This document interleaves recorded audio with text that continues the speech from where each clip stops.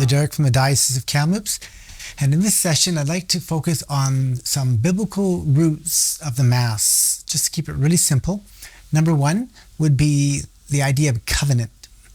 As you know, in the Old Testament, it's a series of covenants that were given and broken. So we got Adam and Noah and Abraham and Moses and David, and then we come to the new covenant, which Jesus established at the Last Supper, and Jesus took the chalice, say, "This is the chalice of my blood, the blood of the new and eternal covenant."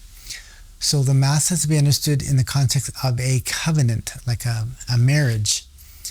Secondly, understanding that the Mass comes from the Passover Meal. So that would be the second part, and the idea that the Last Supper is in the context of a Passover meal, but Jesus elevates it to a new Passover meal with a new lamb. And so Jesus is the new lamb, which is, he is slaughtered and killed, and his blood is poured out.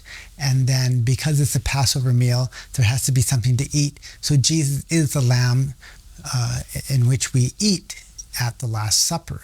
So it's a covenant plus it's a Passover meal.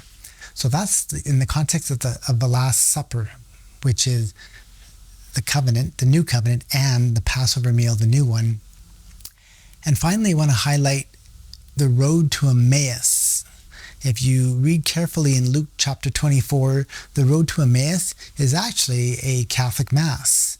It starts off with the liturgy of the Word. So Jesus comes up to the disciples who are on the road to Emmaus, and he kind of explains the Old Testament and the New Testament. So you got the liturgy of the Word. And then, of course, they get to Emmaus, and Jesus kind of continues as if he were going on. And they say, "Stay with us, stay with us." And so he stays, and then he goes to the table. Then he takes the bread and turns it into himself, and then he vanishes. And so therefore, the second part of the Mass, the liturgy of the Word made flesh. And so if you wanted to do a study on it, look into covenant, Passover meal, the Last Supper, and the road to Emmaus.